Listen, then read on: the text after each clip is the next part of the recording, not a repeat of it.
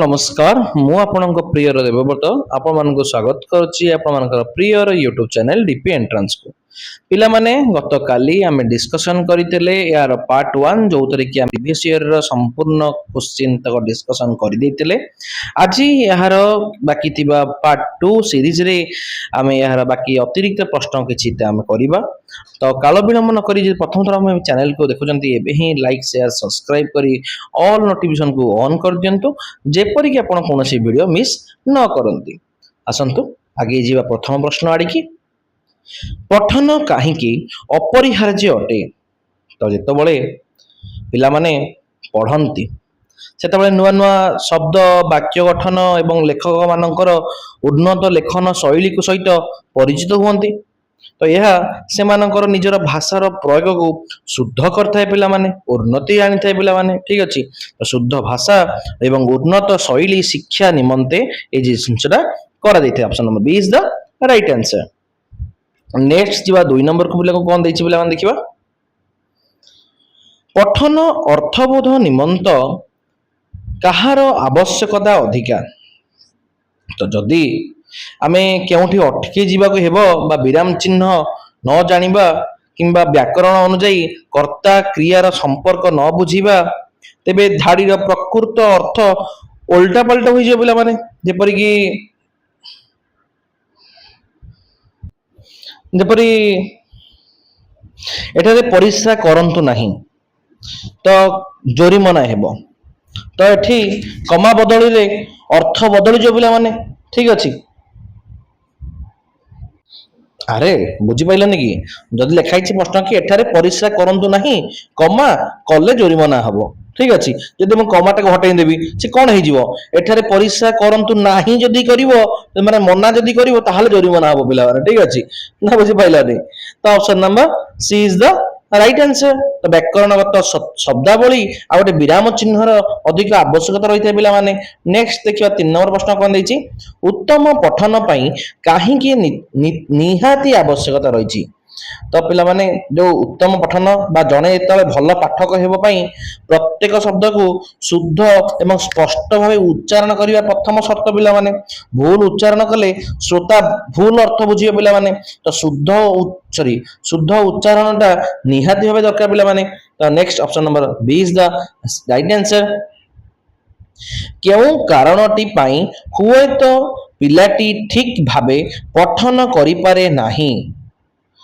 तो कोथि पई करि पारे पिला माने तो लिखिले शिखी नथिबारु पिलाटी लिखि न शिखितबारु पिलाटी पेंसिल धरिबारे अक्षमता थिबारु बापा माता को सहाय्य करू नथिबारु ना पिलाटी दृष्टिशक्ति कम थिबारु पिलाटी दृष्टिशक्ति कम थिबारु कारण यह गोटे शारीरिक एवं जैविक समस्या पिला माने जदि गोटे पिला को अक्षर गुडी को स्पष्ट न देखा जीवो तो से चाहिले भी त ठीक भाবে पढि परिबो नाही ठीक अछि option number A is the right answer next जीवा 5 को पिला माने कोन दैछि उच्च प्राथमिक स्तर रे केउ प्रकार पठन करा गले भलो तो जेतबळे गोटे क्लास 6 टू 8 बा उच्च प्राथमिक स्तर को आसीबे सेतबळे पिला माने अक्षर को चिन्हि सारंती पिला माने तेबे सेमानक विषय को अधिक गभीर भावे बुझिया पई नीरव रे गभीर पठन करंती पिला माने किंबा बाहर बही को शीघ्र पढिबा पई द्रुत पठन मध्य करंती पिला माने तेनो एटी ऑप्शन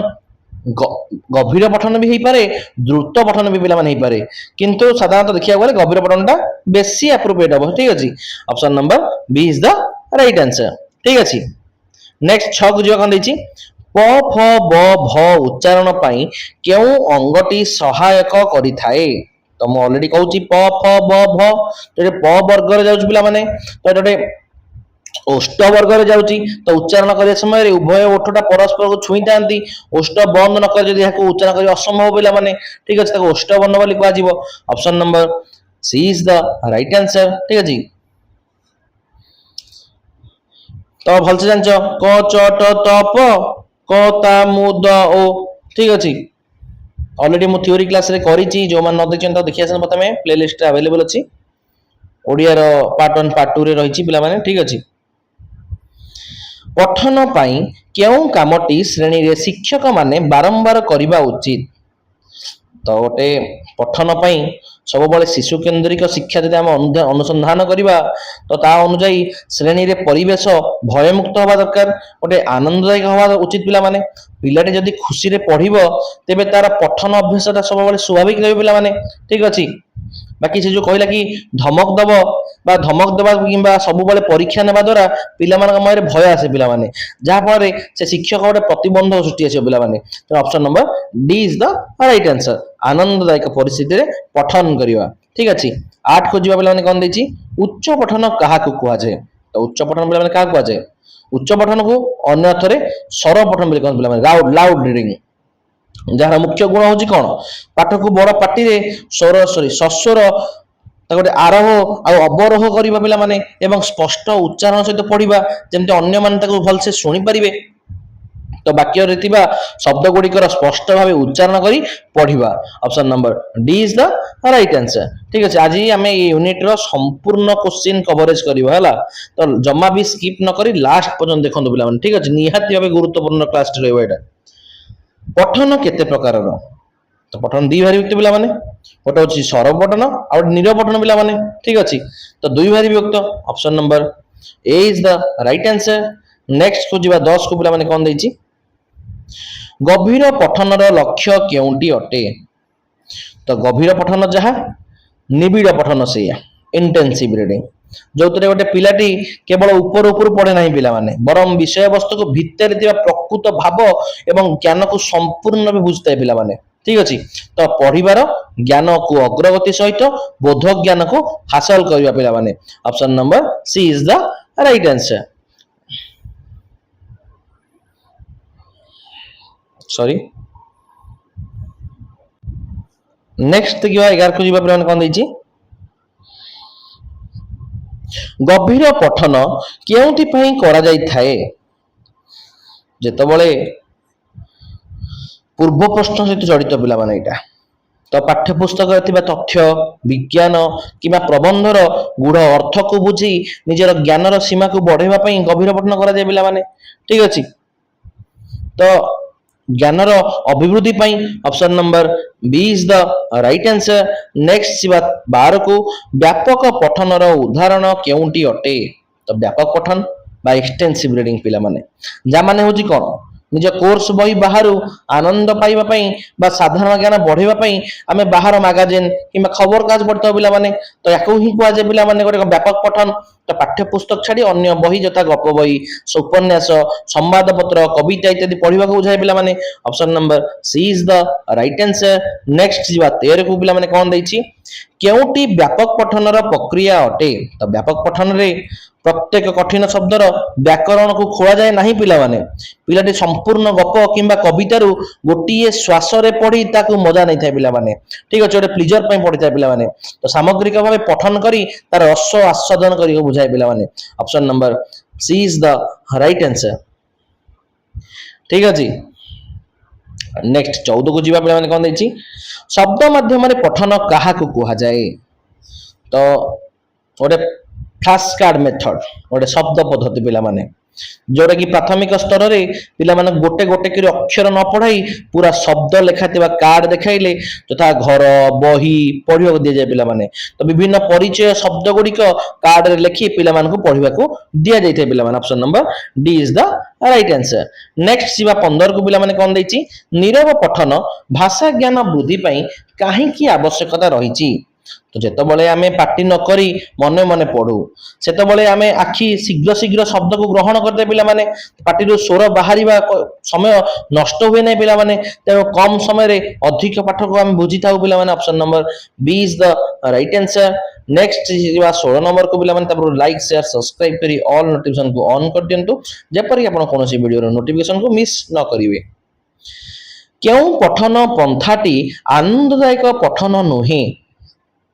ତ ଆନନ୍ଦଦାୟକ ଗପ ମାଧ୍ୟମରେ ପଠନ ଆନନ୍ଦଦାୟକ ପିଲାମାନେ, ଶବ୍ଦ ମାଧ୍ୟମରେ ପଠନ ଏଇଟା ବି ହବ, ସବୁ ମାଧ୍ୟମରେ ପଠନ ଏଇଟା ଆନନ୍ଦଦାୟକ ପିଲା, କିନ୍ତୁ ଅକ୍ଷର ଉପରେ ଗୁରୁତ୍ୱ ଦେଇ ପଠନ ଯଦି ପିଲାକୁ ଖାଲି କ ଖ ଗ ଘ ବା ଗୋଟେ ଗୋଟେ ଶବ୍ଦ ଅକ୍ଷର ଉପରେ ଜୋର ଦେଇକି ପଢିବାକୁ ଯିବ କୁହାଯିବ, ତେବେ ତାହା ପିଲାମାନଙ୍କ ପାଇଁ ଖୁବ ନିରସ ହେଇଯିବ। ପିଲାମାନେ ଗୋଟେ ଯାନ୍ତ୍ରିକ ମେକାନିକାଲ ହେଇଯିବ। ପିଲାମାନେ ଏଥିରୁ ପିଲାମାନେ ଆନନ୍ଦ ହିଁ ପାଇବେନି, ବୋରିଂ ଲାଗିବ ତାଙ୍କୁ।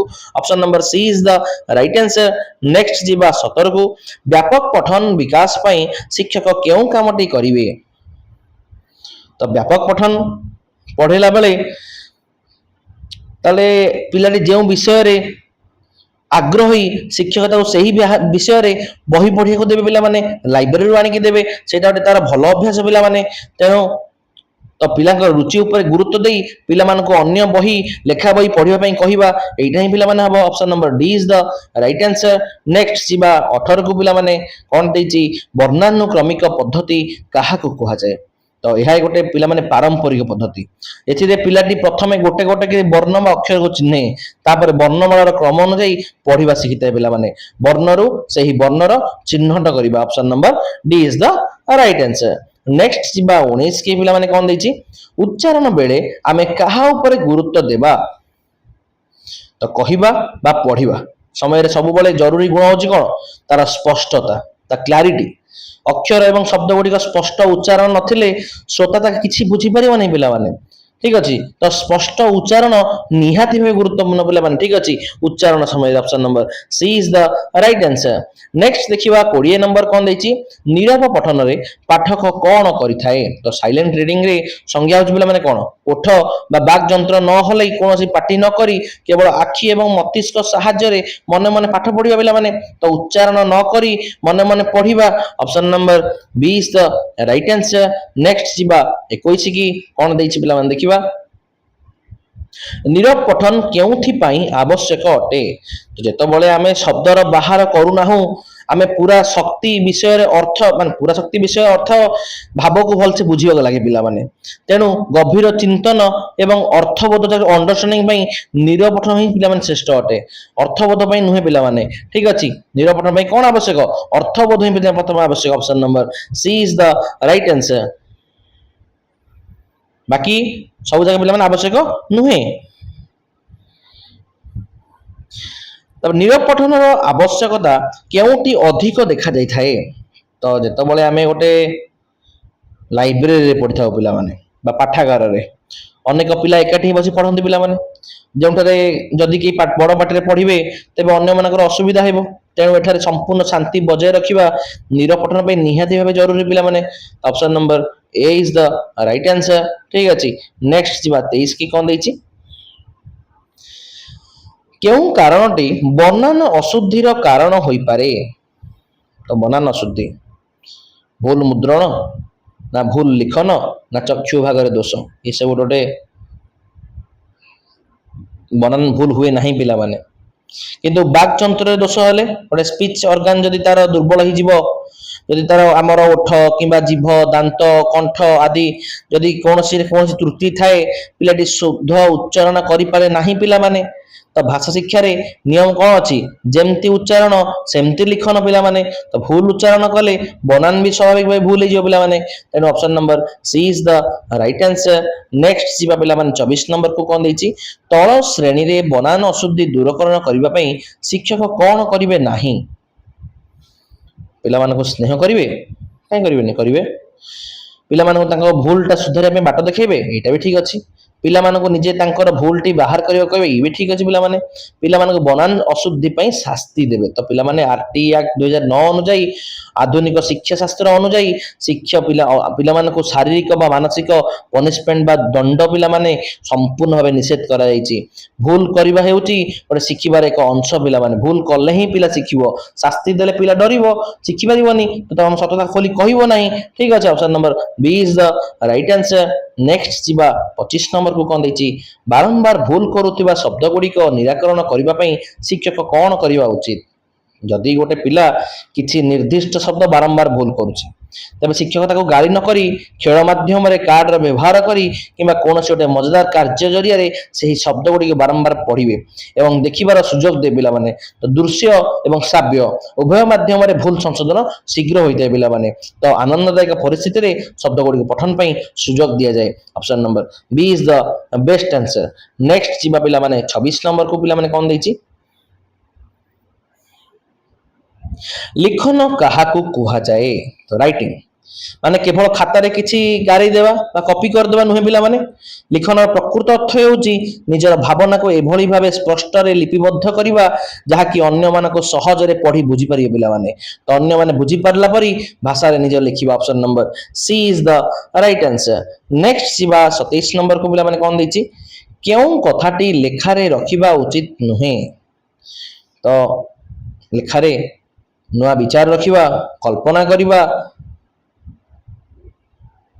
तथ्यर अवतारणा करवा ये सब पिला उचित किंतु लेखारे जटिलता रखिबा तार गोटे वैशिष्ट्य नुहे पिला उत्तम लेखार वैशिष्ट्य होची सरलता और स्पष्टता जदि लेखा बहुत जटिल हो तेबे पाठक तार मर्मटा बुझी पारिबो नाही तेणु लेखाटा जटिल रहिबा अनुचित पिला माने option number C is the right answer next जीवा 28 की लिखि लेखन शिखिबा पूर्वरु पिला माने कहा सहित परिचित हेबे तो पिलाटी अक्षर लिखा पूर्वर पेनसिल केउठू आरंभ करी केउठी बुलाइबो ताहा जानिबा दरकार पिला माने ठीक अछि तो ओडिया अक्षर गोल होइथिबारु एहार आरंभ और शेष बिंदु धारणा थिबा जरूरी पिला माने तो आरंभ और शेष अक्षर आकृति option number A is the right answer next जीवा पिला माने 29 की तो केतोटी मौलिक रेखार आवश्यकता लिखन पई रहिछि तो अक्षर गठन पई किछिटा मौलिक सेटिंग लाइन रही गोटे टेस्ट लाइन रही गोटे कन्वर्ट लाइन रही कौन गोटे वक्र रेखा सरल रेखा बिंदु आदि यही प्राय 9 प्रकार गोटे लाइन रही पिला माने जहाँ अभ्यास कले पिलाटी सहजरे अक्षर लिखिपारे पिला माने तो 9 लाइन अच्छी option number C is the right answer next जीवा 30 की ओडिया लिपि लिखिबाकू किपरि किपरि राउंड शेप वर्तुआकार पिला माने तो ऐतिहासिक कारण तालपत्र लिखा समय सरल रेखा टाणिले पत्रटा चिरी जाउतला पिला माने तेणु ओडिया अक्षर गुडी को गोल गोल करी वर्तुआकार लिखा होतला पिला माने ठीक अछि option number B is the right answer next जीवा 31 की लिखन शिखिबा पूर्वरु कोन शिखिबा निहाती जरूरी तो सीधा सड़क जदि पिला हाथ में चक बा पेंसिल धरई दब तब क लिखा न कही प्रथम कह आंगुठीर मांसपेशी मजबूत करने बाली रे गारेब कोड गारे माटी गारेब माटी खेल चित्र रंग दब कौन प्राक लिखन कार्य कर जहाँफल तार गोटे एक्टिविटी ग्रोथ हम पिला माने तो गोटे pre running writing activity growth हवा ही से लिखा भलसे लिखिपर option number D is the right answer next जीवा 32 की अतिरिक्त साहित्यर उद्देश्य पिला माने कौन तो जो सप्लीमेंटारी रीडिंग रीडर रही मुख्यतः द्रुत पठन पर थाए पिला माने जार लक्ष्य होची कौन पिला गुड़िए व्याकरण भितर न पशि शीघ्र पढ़ापढ़ी गप कि प्रसंगर सार कथा को बुझी पारे पिला माने ठीक अच्छे अतिरिक्त साहित्य से गोटे लक्ष्य अटे अल्प समय मध्य सार कथा को बुझीबा option number B is the right answer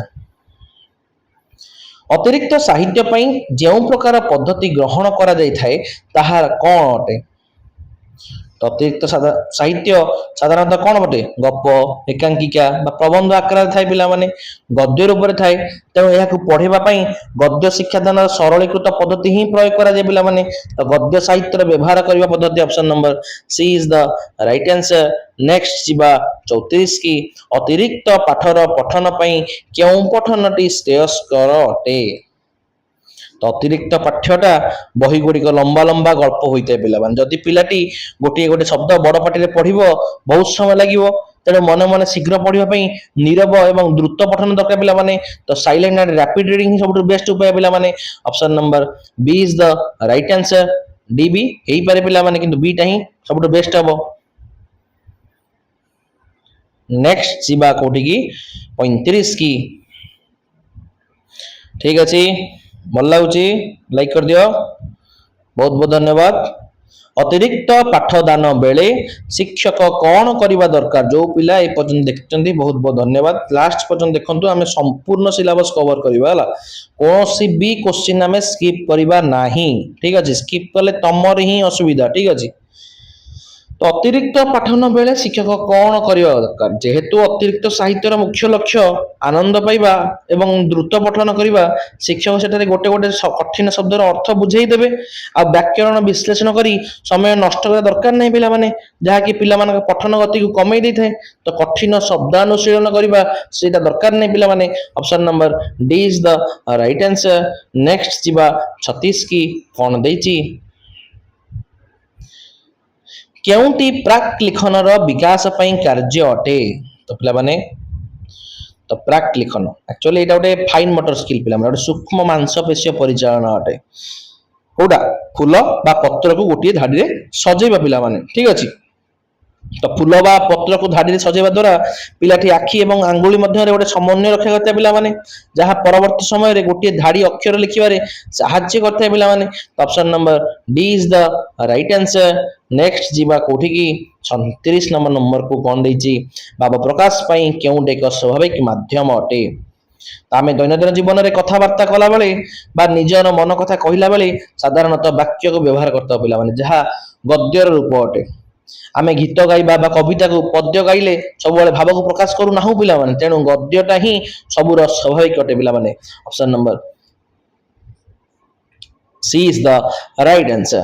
next ଯିବା 38 କି କଣ ଦେଇଛି ଦେଖିବା। ତାପରେ ଗୋଟେ ଲାଇକ୍ କରିଦିଅ ପିଲାମାନେ। এইଭଳି ନୂଆ ନୂଆ ଭିଡ଼ିଓ ମୁଁ ନେଇ ଆସିବି ଆପଣମାନଙ୍କ ପାଇଁ। କେଉଁଟି ଗଦ୍ୟ ସାହିତ୍ୟର ଉଦ୍ଦେଶ୍ୟ ନୁହେଁ? ତ ଗଦ୍ୟର ପାଠର ପ୍ରଧାନ ଲକ୍ଷ୍ୟ ହେଉଛି କଣ? ଭାଷା ଜ୍ଞାନ ବୃଦ୍ଧି, ଶବ୍ଦ ଭଣ୍ଡାର ବଢେଇବା ଏବଂ ଅଭିବ୍ୟକ୍ତିର ବିକାଶ କରିବା, ଯୋଉଟା କି ଗୋଟେ ସମବୋଧକ ଭାବ ବା ଭାବର ରସକୁ ବୁଝେଇବା ପାଇଁ ପିଲାମାନେ ବ୍ୟବହାର କରାଯାଏ। କୋଉଠି? କବିତାରେ ପିଲାମାନେ ବ୍ୟବହାର କରାଯାଏ। ତ ସମବୋଧକ ଭାବକୁ ଅଭିବୃଦ୍ଧି କରିବା। Option number D is the right answer. Next ଯିବା 39 କି ଗଦ୍ୟ ସାହିତ୍ୟ ଶିକ୍ଷାଦାନ ବେଳେ ଉପସ୍ଥାପନ ପାଇଁ କେତେ ସମୟ ଦିଆଯାଏ? ଯେତେବେଳେ ଶ୍ରେଣୀ ଗୃହରେ ଗୋଟେ ସାଧାରଣ ପିରିୟଡ଼ 40 ରୁ 45 ମିନିଟ ସମୟ ଭିତରେ ହେଇଥାଏ, ସେଥିରେ ପ୍ରାରମ୍ଭିକ ଉପକ୍ରମ ହୋଇଥାଏ ପିଲାମାନେ କୋଉଠି? 5 ମିନିଟ ରହିଥାଏ ପିଲାମାନେ, ଯୋଉଟା ସକ୍ରିୟାତ୍ମକ କାର୍ଯ୍ୟକ୍ରମ ହୋଇଥାଏ। ଶେଷ ମୂଲ୍ୟାୟନ 5 ରୁ 10 ମିନିଟ ପିଲାମାନେ ଛାଡ଼ିଲେ ବାକି ପ୍ରସଙ୍ଗ ବୁଝେଇବା ବା ଉପସ୍ଥାପନ ପାଇଁ ପ୍ରାୟ 30 ମିନିଟ ସମୟ ଲାଗିଥାଏ ପିଲାମାନେ, ଠିକ ଅଛି। ପ୍ରଥମେ 5 ମିନିଟ, ଶେଷରେ 5 ରୁ 10 ମିନିଟ, ମଝି ତକ ଉପସ୍ଥାପନ କେତେ ମିନିଟ? ପ୍ରାୟ 30 ମିନିଟ ପିଲାମାନେ, ଠିକ ଅଛି। Option number D is the right answer. Next ଯିବା ଗଦ୍ୟ ଶିକ୍ଷାଦାନ ପାଇଁ ପ୍ରଥମ ସୋପାନଟି କଣ ଅଟେ? ଏଇଟା ହରବାର୍ଟ କହିଥିଲେ ପିଲାମାନେ, ତାଙ୍କର 5ଟି ସୋପାନ ପଦ୍ଧତି ପିଲାମାନେ ରହିଛି। ତ କୌଣସି ପାଠ ପଢିବା ପୂର୍ବରୁ ପ୍ରଥମେ ଉପକ୍ରମ ରହିବା ଦରକାର ପିଲାମାନେ, ଠିକ ଅଛି। ତ ଇଣ୍ଟ୍ରୋଡକ୍ସନ ଦରକାର। Option number she is the right answer. Next ଯିବା TLM ର ଫୁଲ ଫର୍ମ କଣ ପିଲାମାନେ? টিচিং লর্নিং ম্যাটেরিয়াল ପିଲାମାନେ। ତ ଏହାକୁ ଓଡ଼ିଆରେ କଣ କହନ୍ତି? ଶିକ୍ଷଣ ଶିକ୍ଷାଦାନ ସାମଗ୍ରୀ କହନ୍ତି, ଯୋଉଟା କି ଶିକ୍ଷାଦାନ ପ୍ରକ୍ରିୟାକୁ ଅଧିକ ସହଜ କରିଥାଏ। ଯୋଉଟା ଛବି ହଉ, ମାନଚିତ୍ର ହଉ, ଚକ୍, ଡଷ୍ଟର, ଗ୍ଲୋବ୍ ଠୁ ଆରମ୍ଭ କରି ଆମ ପଢିବା ବହି ପର୍ଯ୍ୟନ୍ତ ପିଲାମାନେ। ବହିଟା ସବୁଠାରୁ ପ୍ରଥମ ଉପକରଣ ଟିଚିଂ TLM ର ପିଲାମାନେ। Option number she is the right answer. Next ଯିବା 42 କି କଣ ଦେଇଛି ଦେଖିବା। ପ୍ରୟୋଗ ସୋପାନର ଉଦ୍ଦେଶ୍ୟ କଣ? ତ ଆପ୍ଲିକେସନ ଷ୍ଟେଜରେ ଗୋଟେ ପାଠ ପଢା ସାରିବା ପରେ ପିଲାଟି ଶିଖିଥାଏ ଜ୍ଞାନକୁ ନୂଆ ପ୍ରଶ୍ନ ସମାଧାନ କରିବାରେ ବ୍ୟବହାର କରିପାରୁଛି କି ନାହିଁ, ତାହା ପରୀକ୍ଷା କରିବ, ଯାହାକି ଶିକ୍ଷଣ ସଫଳତା ସୂଚାଏ ପିଲାମାନେ। ତ କେତେ ଦୂର ପିଲା ପାଠକୁ ବୁଝିଲା, ଜାଣିଲା, ତା ବିଷୟରେ ବୁଝିପାରିବ ପିଲାମାନେ। Option number D is the right answer. Next ଯିବା 43। ଆମର କବିତା ସାହିତ୍ୟରେ କେତୋଟି ରସ ରହିଛି ପିଲାମାନେ? 9 ରସ ରହିଛି ପିଲାମାନେ କହନ୍ତି। ମୁଖ୍ୟତଃ ଭାରତୀୟ କାବ୍ୟଶାସ୍ତ୍ର ଅନୁଯାୟୀ ସାହିତ୍ୟରେ 9ଟି ମୁଖ୍ୟ ରସ ରହିଛି, ତାକୁ ନବରସ ବୋଲି କୁହାଯାଏ ପିଲାମାନେ। କଣ କଣ?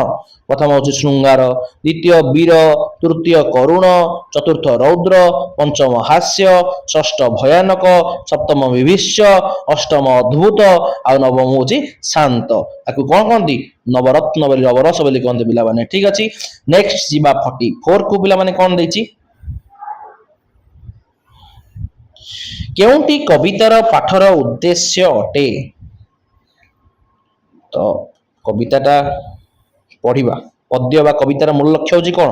ତାର ସୌନ୍ଦର୍ଯ୍ୟ ଅନୁଭୂତି ଆଉ ରସ ଉତ୍ସାଦନ କରିବା, ଯୋଉଟା ପିଲାଟି କବିତାର ଛନ୍ଦ ଆଉ ସ୍ୱର ଶୁଣି ମନରେ ଆନନ୍ଦ ପାଇବା ହିଁ ପିଲାମାନେ କବିତା ପଢିବାର ଶ୍ରେଷ୍ଠ ଉଦ୍ଦେଶ୍ୟ ଅଟେ। ପଢାରୁ ଆନନ୍ଦ ଉପଲବ୍ଧି କରିବା। Option number D is the right answer, ଠିକ ଅଛି। ନେକ୍ସଟ ଯିବା 45 କି କବିତାରେ ଥିବା କେଉଁ ସୋପାନରେ ଅତି ଗୁରୁତ୍ୱପୂର୍ଣ୍ଣ ଅଟେ? तो कविता पढ़िबा समय रे कवि केउठी अंतर्निहित भावना एवं रस को नेई कविताटी लिखिचंती ताको पिलांक सामना रे उन्मोचन बा सृष्टि करिबा सबठार गुरुत्वपूर्ण सपनाटे पिला माने तो भावर रसबोधक भावना को उन्मोचन करिबा ही सबठो बेस्ट उपाय पिला माने option number C is the right answer next जीवा 46 की कोन देछि उच्च प्राथमिक स्तर रे लिखन रो उपयुक्त विकास हैला बोली किपरि जानिबा तो उच्च प्राथमिक स्तर रे पिलाटी केवल बहिरु देखे लेखिबा लिखनर सफलता नुहे पिला माने जदि से कौन विषय रे निजर मनर भाव को निज भाषा रे युक्तियुक्त भाव रचना आकार लिखि पारुची तेबे तार लिखन दक्षता प्रकृत रे विकास होइछि बुझिबा ठीक अछि तो जेतबले पिलाटी निज मनरु रचना बा अनुच्छेद लिखि पारियो पिला माने option number D is the right answer next जीवा 47 को कोन देछि रचना केते प्रकारर ओ कोन कोन रचना होची दी प्रकार पिला माने लिखन शैली दृष्टि मुख्यतः दी भाग व्यक्त करा छोटा होची नियंत्रित रचना आउटा जे मुक्त रचना पिला माने ठीक अछि नियंत्रित रचना जोटी हिंट बा सूचना दिया जाय पिला माने आ मुक्त रचना करे कोन जोटी पिला माने जे मन इच्छा लिख परिबे option number A is the right answer 48 की जीवा कोन देछि मुक्त रचना काहा को कहा जाय तो जेउठी गोटे पिला ऊपर कौन बाध्यतामूलक शब्द सीमा न थाए पिला माने शिक्षक केवल गोटे विषय दे देबे जेमति कि मो स्वप्नर भारत एवं पिलाटी कौन हिंट बिना निज कल्पनार स्वाभाविक भाव लिखिबो पिला माने मन इच्छा लिख चलिबो ठीक अछि कोन सूचना ही नथियो पिला माने option number A is the right answer next 49 की जीवा कोन देछि सृजनात्मक लिखन कौन तो जो सृजनात्मक लिखन कहला कि जो क्रिएटिव राइटिंग जार मूल कथा होची मौलिकता जोठी पिला काहाकू लेखिबा कॉपी करे नाही पिला माने कि मुखस्थ कर लेखे नाही बरम निज मनरु नुवा गप किमा कविता को सृष्टि करथाय पिला माने तो गोटे नूतन चिंता एवं कल्पना को नै लिखिताय तो ताकू बहिरु देखि लिखो कोन तो दृष्ट लेखन बोली कहै पिला माने option number D is the right answer next 50 by 50 like ही जाओ तात्विक व्याकरण केउ श्रेणी पिला माना पे थाए तो जो फॉर्मल थियोरेटिकल ग्रामर रहिला ता माने होची कोन तात्विक व्याकरण जोटा कि व्याकरणर सूत्र संज्ञा एवं नियम को निर्दिष्ट भावे मन रखिबा तथा संधि समासर नियम या और जटिल होइतिबारु प्राथमिक पिला ही नुहे पिला माने बरम ऊपर श्रेणी हाई स्कूल रो पिला माने उद्दिष्ट पिला माने एटा तो ऊपर श्रेणी पिला माने option number B is the right answer next जीवा 51 व्यवहारिक व्याकरण कोन तो जो फंक्शनल ग्रामर रहिला जो पिला माने कौन सूत्र को घोषै दिया जाए ना पिला माने पिलाटी कथबार्ता कला बेले लिखिला बेले किपरि स्वाभाविक भावे शब्द गुड़िकर प्रयोग करि परिबे ताहा ही गोटे यार मुख्य लक्ष्य जहा कि प्राथमिक स्तर पई श्रेष्ठ अटे पिला माने दया को प्रयोगात्मक बोली कहा जिवो option number B is the right answer 52 को जीवा व्याकरण शिक्षा रे पाठ्यपुस्तक प्रणाली कहले हमें कौन बुझिबा तो गोटे पारंपरिक गोटे शिक्षक केन्द्रिक पद्धति पिला माने जो कि शिक्षक व्याकरण बही खोले आ से सूत्र को पढ़ी दियंती एवं पिला को ताहा मन रखिया कहती यह आधुनिक पद्धति रे सेतरा भल मन सॉरी भले मना जाए पिला माने तो शिक्षक बही धरी पढ़ेबे सूत्र को न बुझी पाले सूत्र बुझाई देबे ठीक अछि वो टीचर सेंटर गोटे पिला माने एटा जोटा ठीक नुह वर्तमान तो लर्नर सेंटर हे पिला मला जोटी उभय शिक्षक शिक्षार्थी मिसिक शिक्षा ग्रहण करतांती क्यों कारण पाई पिलांक भितरे भिन्नता देखा जिवो कोत में देखा जिवो अलग अलग परिसर आस्तव देखा जिवो या को शिक्षण मनोवृत्ति रे व्यक्तिगत भिन्नता बा इंडिविजुअल डिफरेंस बोली कहते जोटी प्रत्येक शिशु सामाजिक अर्थनैतिक एवं पारिवारिक परिवेश रे अलग होई थांती पिला माने जोटी की सेमानक शिखिबा शैली एवं वृद्धि की मध्य भिन्न भिन्न करथांती option number C is the right answer next जीवा कोठी की 54 को केउंटी जुक्तिटी शिक्षण पाई ठीक अटे उडाटे पिला मान भितर थिबा भिन्नता तांकर सामर्थ्य ताको कोन प्रगतिशील शिक्षा गोटे प्रोग्रेसिव एजुकेशन ता अनुसार श्रेणी गृह पिला मान मध्य थिबा भिन्नता जो डाइवर्सिटी रहिछि कोनोसी ना समस्या बा दोष को नुहंते पिला माने बरम ताहा गोटे संबल बा सामर्थ्य शिक्षक या को व्यवहार करी श्रेणी को अधिक समृद्ध करते पिला माने option number C is the right answer next जीवा 55 की MLE मल्टीलिंगुअल एजुकेशन ଯାହାକୁ ଓଡ଼ିଆ ଭାଷାରେ ବହୁଭାଷୀ ଶିକ୍ଷା ବୋଲି କୁହାଯାଏ, ଯୋଉଟା କି ଆମ ଓଡ଼ିଆରେ ଆଦିବାସୀ ପିଲାମାନଙ୍କ ପାଇଁ ସେମାନଙ୍କ ପାରମ୍ପରିକ ଶିକ୍ଷା, ଯୋଉଟା କି ନିଜର ମାତୃଭାଷା ଘର ଶିକ୍ଷା ରୁ ଆରମ୍ଭ କରି ଧୀରେ ଧୀରେ ସ୍କୁଲ ଭାଷାକୁ ମାନକ ଭାଷାକୁ ଆଣିବା ପାଇଁ MLE ର କାର୍ଯ୍ୟକ୍ରମ ଚାଲୁ ରହିଛି ପିଲାମାନେ। Option number B is the right answer. Next ପଳେଇବା ବାକି ତକ ଥିବା ପ୍ରଶ୍ନକୁ, ତାପରେ ଗୋଟେ ଲାଇକ୍ ସେୟାର ସବସ୍କ୍ରାଇବ କରି ଅଲ୍ ନୋଟିଫିକେସନକୁ ଅନ୍ କରିଦିଅନ୍ତୁ ଏଇଭଳି ନୂଆ ନୂଆ ଭିଡ଼ିଓ ଦେଖିବା ପାଇଁ ହେଲେ। ଠିକ ଅଛି, ପଳେଇବା ଏଠିକି। ଭାଷା ଶିକ୍ଷଣ ପାଇଁ କେତୋଟି ଦକ୍ଷତା ରହିଛି?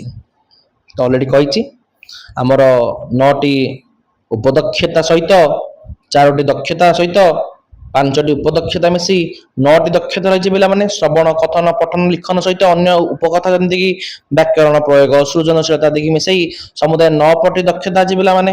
Option number D is the right answer. ଭାଷା ଶିକ୍ଷଣ ପାଇଁ ଯେଉଁ ଦକ୍ଷତା ଗୁଡ଼ିକ ରହିଛି ସେମାନଙ୍କ ମଧ୍ୟରୁ ମୌଳିକ ଦକ୍ଷତା କେତେଟା? ତ ମୁଖ୍ୟ ଦକ୍ଷତା କେତେଟା? 4ଟା ପିଲାମାନେ। ମୌଳିକ ସ୍ତମ୍ଭ ଦକ୍ଷତା ଲିସନିଂ, ସ୍ପିକିଂ, ରିଡିଂ, ରାଇଟିଂ। ଠିକ ଅଛି, option number A is the right answer. ଭାଷା ଶିକ୍ଷା ପାଇଁ ଦକ୍ଷତା ଗୁଡ଼ିକ କ୍ରମକୁ ପିଲାମାନେ କଣ ଅଲରେଡି କହିସାରିଲାଣି, LSRW। ଠିକ ଅଛି, ତ କଣ? ଶୁଣିବା, କହିବା, ପଢିବା, ଲେଖିବା। Option number C is the right answer. Next ଯିବା 4 ନମ୍ବରକୁ, କଣ ଦେଇଛି ଦେଖିବା। କେଉଁ ଦକ୍ଷତା 2ଟି ମାଧ୍ୟମରେ ଭାଷା ଶିକ୍ଷଣ ଅନ୍ୟ 5ଟି ଦକ୍ଷତା ହାସଲ ହୋଇଥାଏ? ତ ପ୍ରାଥମିକ ଦକ୍ଷତା କୋଉଟା? ଶ୍ରବଣ ଓ କଥନ ପରେ ବିଦ୍ୟାର୍ଥୀ ଯେତେବେଳେ ଉଚ୍ଚ ଶିକ୍ଷା ସ୍ତରକୁ ଯାଏ ସେତେବେଳେ ତାର ପଠନ ଏବଂ ଲିଖନ ମାଧ୍ୟମରେ ହିଁ ଅନ୍ୟ ସମସ୍ତ ଭାଷାଗତ ଜ୍ଞାନ ଏବଂ ସାହିତ୍ୟ ଦକ୍ଷତାକୁ ହାସଲ କରିଥାଏ ପିଲାମାନେ। ତ ପଠନ ଆଉ ଲିଖନ। Option number C is the right answer. Next ଯିବା 5କୁ, କଣ ଦେଇଛି ଦେଖିବା। ଶୁଦ୍ଧ ଭାଷା ଓ ଉନ୍ନତ ଶୈଳୀରେ ଶିକ୍ଷା ନିମନ୍ତେ କେଉଁ ଦକ୍ଷତା ଆବଶ୍ୟକତା ଥାଏ? ତ ବିଭିନ୍ନ ପ୍ରକାର ସୁନ୍ଦର ପୁସ୍ତକ ହଉ ପ୍ରବନ୍ଧ ପଢିବା ଦ୍ୱାରା ହିଁ ଶିଶୁ ନୂଆ ନୂଆ ଶବ୍ଦ ଏବଂ ଲେଖିବାରେ ଉନ୍ନତି ଶୈଳୀ ଶିଖିଥାଏ ପିଲାମାନେ।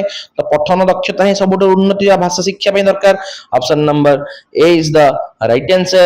ନେକ୍ସଟ ଯିବା 6 ନମ୍ବରକୁ।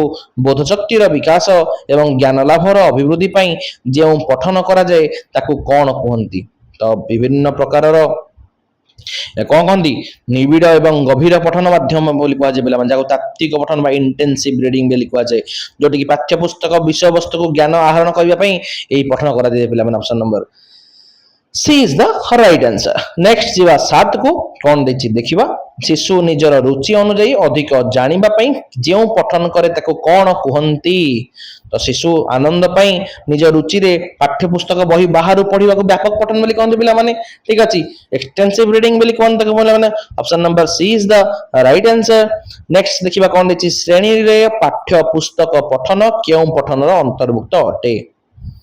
ତ ଶ୍ରେଣୀରେ ପାଠ୍ୟପୁସ୍ତକ ସବୁବେଳେ ପିଲାମାନେ ଗୋଟେ ତାତ୍ତ୍ୱିକ ପଠନ ଅଟେ, କାରଣ ଏଥିରେ ବିଷୟବସ୍ତୁର ପ୍ରତ୍ୟେକ ଶବ୍ଦ, ବ୍ୟାକରଣ ଏବଂ ଅର୍ଥକୁ ଗଭୀର ଭାବେ ପଢାଯାଏ ପିଲାମାନେ। ତାକୁ ତାତ୍ତ୍ୱିକ ପଠନ ବୋଲି କୁହାଯାଏ ପିଲାମାନେ। ନେକ୍ସଟ ଯିବା 9 ନମ୍ବରକୁ। ବ୍ୟାପକ ପଠନ ପାଇଁ କେଉଁଟି ଅନୁକୂଳ ଅବସ୍ଥା ନାହିଁ? ତ ନୁହେଁ ପିଲାମାନେ। ତ ବ୍ୟାପକ ପଠନଟା ପିଲାଟି ନିଜ ଘରେ ବା ଲାଇବ୍ରେରୀରେ ନିଜେ ନିଜେ କରିଥାଏ ପିଲାମାନେ। ଏଥିରେ କୌଣସି ଶିକ୍ଷକଙ୍କର ପ୍ରତ୍ୟକ୍ଷ ଶିକ୍ଷାଦାନ ଏବଂ ଧୈର୍ଯ୍ୟର ସେଥିରେ ସମ୍ପର୍କ ନଥାଏ ପିଲାମାନେ। ତ ଏହି ଉପଯୁକ୍ତ ପାଠାଗାର ଏବଂ ଅବସର ସମୟରେ ସୁବ୍ୟବହାର ଥାଏ ପିଲାମାନେ, ଶିକ୍ଷକଙ୍କର ଧୈର୍ଯ୍ୟର ନଥାଏ। ଅପସନ ନମ୍ବର C ର ରାଇଟ୍ ଆନ୍ସର। ନେକ୍ସଟ ଯିବା 10 ନମ୍ବରକୁ, କଣ ଦେଇଛି ଦେଖିବା। ତାତ୍ତ୍ୱିକ ପଠନ ପାଇଁ କେଉଁଟି ଅନୁକୂଳ ବ୍ୟବସ୍ଥା ନୁହେଁ? ତାତ୍ତ୍ୱିକ ପଠନରେ ଶ୍ରେଣୀଗୃହ ଭିତରେ ଶିକ୍ଷକଙ୍କ ତତ୍ତ୍ୱାବଧାନରେ ହୋଇଥାଏ ପିଲାମାନେ। ତେଣୁ ଏଥିରେ ଶିକ୍ଷକଙ୍କର ଯୋଗ୍ୟତା ଏବଂ ପ୍ରଶିକ୍ଷଣ ଅଧିକ ଗୁରୁତ୍ୱପୂର୍ଣ୍ଣ ଥାଏ। ଅଭିଭାବକଙ୍କର ଭୂମିକା ଏଠାରେ ପରୋକ୍ଷ ଭାବେ ଥାଏ ପିଲାମାନେ। ତ ଅଭିଭାବକଙ୍କର ସଦିଚ୍ଛା। Option number D is the right answer. Next ଯିବା 11କୁ, କଣ ଦେଇଛି ଦେଖିବା। ସାହିତ୍ୟର ସମସ୍ତ ବିଭାଗକୁ ଜଣେ ଶିକ୍ଷକ ନ ପଢିଲେ କଣ ଅସୁବିଧା ହେବ? ଭାଷା ବିଭିନ୍ନ ବିଭାଗ ଯଥା ଗଦ୍ୟ, ପଦ୍ୟ, ବ୍ୟାକରଣ ପରସ୍ପର ସହିତ ଜଡ଼ିତ ପିଲାମାନେ। ତ ସବୁ ନ ପଢିଲେ ସାମଗ୍ରିକ ବିକାଶ ହୋଇପାରିବ ନାହିଁ। ତ ସାମଗ୍ରିକ ଦାୟିତ୍ୱ ନ୍ୟସ୍ତ କରି ହୁଏ ନାହିଁ। Option number A is the right answer. ଠିକ ଅଛି, ବାକି ସବୁ ଜାଗା ହବ ପିଲାମାନେ। ଠିକ ଅଛି, ନେକ୍ସଟ ଯିବା 12କୁ। କେଉଁଟି ଗଦ୍ୟ ଶିକ୍ଷାର ସାଧାରଣ ଉଦ୍ଦେଶ୍ୟ ନୁହେଁ? କୋଉଟା ନୁହେଁ? ରସ ଉପଲବ୍ଧି ନୁହେଁ ପିଲାମାନେ, କାରଣ ରସ ଉତ୍ପାଦନ ବା ରସ ଉପଲବ୍ଧି ହେଉଛି ପଦ୍ୟ ବା କବିତା ଶିକ୍ଷାର ଗୋଟେ ମୁଖ୍ୟ ଉଦ୍ଦେଶ୍ୟ ଅଟେ। ଗଦ୍ୟର ଉଦ୍ଦେଶ୍ୟ ପିଲାମାନେ କଣ? ଜ୍ଞାନ ଏବଂ ଭାଷାର ବିକାଶ। Option number C is the right answer. Next जीवा 13 नंबर को शिक्षक आदर्श पठन शिक्षार्थी मानकर की उपकार करिथाए। तो शिक्षकों आदर्श पठन को शिक्षार्थी अनुकरण करे पिला माने शिक्षकों शुद्ध स्वर एवं विराम चिन्हर व्यवहार देखि पिला माने सेही पढ़िबा को शिखंती पिला माने। Option number A is the right answer. Next जीवा 14 को कौन देछि देखिबा। गद्य रे नीरव पठन काहेकि दरकार हुए। गद्य नीरव पठनटा जो अल्प समय पिला माने विषय वस्तु बुझी पारंती पिला माने शब्द न करी पढ़िबा द्वारा पठटा गति मध्य बढ़ी थाए एवं अर्थबोध मध्य शीघ्र होता है पिला माने। Option number B is the right answer. Next जीवा 15 को कौन देछि देखिबा। मूल्यांकन सोपान रे कौन मूल्यांकन करा जाए। तो मूल्यांकन रे कौन करा जाए पिलाटी पाठ पढ़ारू केते शिखिला बा अर्जन कथा परीक्षा करा जाए। तो शिक्षार्थी रो शिक्षा को उपलब्धि करिबा एटा विशेष उपलब्धि बिले थाए। Option number C is the right answer. पद्य शिक्षादान गद्य शिक्षादान ठारू केउथिरे भिन्न। तो पद्य रे आंतरिक भाव थाए रस थाए कल्पना को प्रकाश करा जाए किंतु गद्य रे संपूर्ण भिन्न थाए पिला माने। तो भाव उन्मोचनटा ही पिला माने भिन्न थाए। Option number B is the right answer. ठीक अछि। नेक्स्ट जीवा 17 को पद्य शिक्षादान रे मूल्यांकन पूर्व रसानुसारणी आवृत्ति उपरे काहेकि गुरुत्व दिया जाए। तो काहेकि दिया जाए कारण आवृत्ति द्वारा शिक्षार्थी कवितार रस एवं भाव को ग्रहण करते पिला माने। ठीक अछि। Option number A is the right answer. Next जीवा 18 को अतिरिक्त साहित्य शिक्षादान रे शब्दार्थीकरण आवश्यक हुए नहीं काहेकि कारण आनंद प्रदान एवं मनोरंजन पई अतिरिक्त साहित्य पढ़ा जाए पिला माने। ठीक अछि। सेति यार आवश्यकता कोन से पड़ी न थाए। नेक्स्ट जीवा 19 नंबर को कौन देछि। शिशुर प्राक लिखन केउथिरे नाही। तो प्राक लिखन कौन जोठी की अक्षर एवं शब्द लिखन को कहा जाए कारण अक्षर लिखा हूँ प्रकृत लिखन और प्राक लिखन अवस्था पिलाटी केवल गार टाणे चित्र को आंके पिला माने। ठीक है। Option number D is the right answer. Next जीवा 20 को हस्ताक्षर लिखन पई केउंडी दरकार कौन दरकार गोलाकार अक्षर समान उच्चता एवं आकार विशिष्ट हवा दरकार पिला माने। ठीक अछि। Option number B is the right answer. Next जीवा 21 नंबर को पिला माने कोन देछि देखिबा। शिक्षार्थी गोटिए कविता मनरु लेखिबा एहा की प्रकार लिखन। तो निज मनरु नुआ कल्पना के लेखिबा कोन कदि क्रिएटिव राइटिंग बेली कोन पिला माने सृजनात्मक लिखन बेली कुआ जिवो। Option number D is the right answer. Next जीवा 22 की केउंटी वर्ण शुद्धिर कारण नुहे। सुंदर अक्षर लिखिबा पिला माने नुहे बाकी सब जगह अटे कारण सुंदर अक्षर लिखिले गोटे भल गुण पिला माने एहा द्वारा बनानटा भूल हुए नाही। Option number D is the right answer पिला माने। ठीक अछि। सूत्र रो उदाहरण आड़ को आसीबा व्याकरण शिक्षादान की प्रणाली अटे। सूत्र रो उदाहरण और डिडक्टिव मेथड बा अवरोह प्रणाली पिला माने यदि उदाहरण रो सूत्र को जायतन पिला माने तो इंडक्टिव मेथड पिला माने। ठीक अछि। उदाहरण रो सूत्र हेले डिडक्टिव सूत्र उदाहरण हेले सूत्र उदाहरण हेले डिडक्टिव उदाहरण सूत्र हेले इंडक्टिव। ठीक अछि। Option number B is the right answer. Next जीवा 24 की समन्वित पाठ्यपुस्तक कौन जोठी की एकाधिक विषय संश्लेषित हुई मन छुआ ढंग रे गोटे पुस्तक रे सन्निविष्ट ही रखा जाए जो भाषा गणित परिवेश को मिसाई गोटे बही प्रस्तुत करा जाए पिला माने। ठीक अछि। Option number C is the right answer. Next जीवा 25 की आम ओडिशा रे केउ श्रेणी रा पुस्तक समन्वित पाठ्यपुस्तक अंतर्भुक्त अटे। ओडा प्रथम द्वितीय उभय रे पिला माने कारण प्रथम द्वितीय श्रेणी रे हस खेला और हस खुशी बही अछि पिला माने जोटा कि समन्वित पाठ्यपुस्तक अटे। Option number C is the right answer. Next जीवा 26 समन्वित पाठ्यपुस्तक को नुआ करी पाठ आरंभ करता पिला माने पसंद करंती काहेकि कारण एतरे पिला मानकु बही बोझमुक्त कर दिए खेलकूद माध्यम शिखाए तो गोटे घरे पढ़ुवा परिस्थिति एवं विद्यालय शिक्षण परिस्थिति समान रखे पिला माने खेल माध्यम से शिखिबो। Option number B is the right answer. Next जीवा 27 समन्वित पाठ्यपुस्तक रे केउंटी कार्य न थाए। तो समन्वित पाठ्यक्रम जोटी कार्य भित्तिक शिक्षा थाए पिला माने घोषिबा प्रक्रिया न थाए तो मुखस्थीकरण कार्य न थाए एते पिला माने। Option number D is the right answer. 28 की जी गोटे लाइक शेयर सब्सक्राइब पे कर दिंतु ठीक अच्छे बहुत परिश्रम आप करुचे पे प्रति यूनिट वाइज आम कवरेज करोटा कि कौन भी यूनिट में कौन भी डाउट न रही तो लास्ट पर्यटन देखते बहुत बहुत धन्यवाद 28 नंबर देखिए कौन देती बहुभाषी शिक्षादान क्या कहुए तो एमएलई मल्टीलिंगुअल एजुकेशन जोटा कि बहुभाषा रे पिला माने निजर घर भाषा सहित शिक्षादान शिखिबे पिला माने option number C is the right answer next 29 की कौन देती आदिवासी पिला मानंग पई एबे की व्यवस्था करा देती निजर प्राथमिक स्तर भाषा को बही प्रस्तुत कराई पिला माने से माने निज घर भाषा रे पढ़िबे ठीक है option number A is the right answer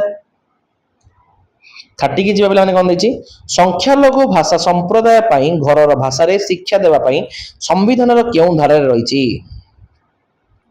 कौ धारा रही 350 ए रही पे कौन रही संख्यालघु संप्रदाय लोक मान घर भाषा रे शिक्षादान देवा नेक्स्ट 31 को जीवा शिक्षा विषय जुग्म तालिका अंतर्भुक्त क्यों मसीह रही जुग्म तालिका जिते 42तम संविधान संशोधन रहा तेबे 19 एक्चुअली एटा 1976 मसीहा पिला माने हितला ठीक है 1977 मसीहा रे ऑप्शन जे अछि मारिबा किंतु 1976 पिला माने हितला 1976 रे हितला ठीक अछि मन रखतंदु नेक्स्ट जीवा 32 को निम्नलिखित मध्यरु केउंटी बहुभाषी शिक्षार्थी मानक पाखरे देखा जाय नाही को देखा जाय नाही सीमित शब्द भंडार वृद्धि एटा देखा जाए निर्मूल वाक्य गठन न करि परंते एटा देखा जाए प्रश्न उत्तर भल भाव लिखि परिबा एटा पिला माने देखा जाए नाही ठीक अछि कि कम कथन दक्षता एटा पिला देखा जाए प्रकृत रे से माने निज घर भाषा रे बहुत कथा कहि परंती किंतु सेमानकर कथन दक्षता कम थाए पिला माने केवल स्कूल भाषा रे समस्या रहिते पिला माने जहा पर option number A is the right answer तो आपण को कथा दैते अनुसार आमे 136 प्रश्न परिसमाप्ति घटी देलु तो जो मैंने यार पार्ट 1 न देखते प्रथम देखी आसतु तो यही नुआ नुआ वीडियो देखिए पहले आमको लाइक शेयर सब्सक्राइब कर ऑल नोटिफिकेशन ऑन कर दिंतु एवं सांगसाथी मान शेयर कर दिंतु नेक्स्ट टॉपिक आम डिस्कशन करबा टुमोरो ता पूर्व लाइक शेयर सब्सक्राइब पे कर दिंतु ठीक अच्छे एतिके रही जय जगन्नाथ जय मां मंगला।